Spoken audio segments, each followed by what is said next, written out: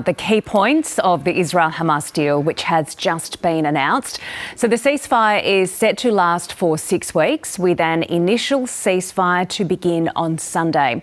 Under the deal, 33 Israeli hostages will be gradually released. An unspecified number of Palestinian prisoners are also set to be released. Let's get the latest reaction from Washington on it and bring in North America Bureau Chief Jade McMillan. Jade, what kind of reaction has there been in the US? Well, we've heard from the President Joe Biden. This ceasefire agreement has come in the very final days of his presidency, with Donald Trump's inauguration set to take place early next week. Joe Biden welcomed the announcement of this ceasefire deal. He said that it would halt fighting in Gaza, that it would surge humanitarian assistance to Palestinians, and would also reunite hostages being held by Hamas with their families. Joe Biden argued that the framework of this deal really largely reflected the proposal that he first put forward in May last year. He said that getting to this point was the result of what he said was dogged American diplomacy and also efforts to apply pressure to Hamas. Here's some of what the president had to say. This is the ceasefire agreement I introduced last spring. Today, Hamas and Israel have agreed to that ceasefire agreement and the whole ending the war. You know, those of you who have followed the negotiations can attest, the road to this deal has not been easy. I've worked in foreign policy for decades.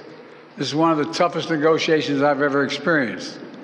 And we reached this point because of the pressure that Israel built on Hamas, backed by the United States.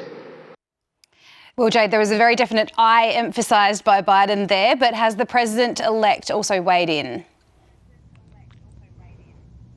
Yeah, Donald Trump got out before any kind of official White House announcement, before Qatari officials had confirmed that this agreement had been struck. He took to social media. He said that this was an epic ceasefire deal. Donald Trump arguing that it was only made possible by his election victory in November. He said he was thrilled that American and Israeli hostages will be returning home to be reunited with their families and loved ones. The president-elect had tried to set a deadline of his inauguration for hostages to be released. He had warned that there would be hell to pay if that didn't happen, and he did have his Middle East envoy involved in these discussions, the ceasefire talks, over recent days. So I think we can expect from Donald Trump and from his incoming administration certainly an argument that that was what pushed these talks finally over the line.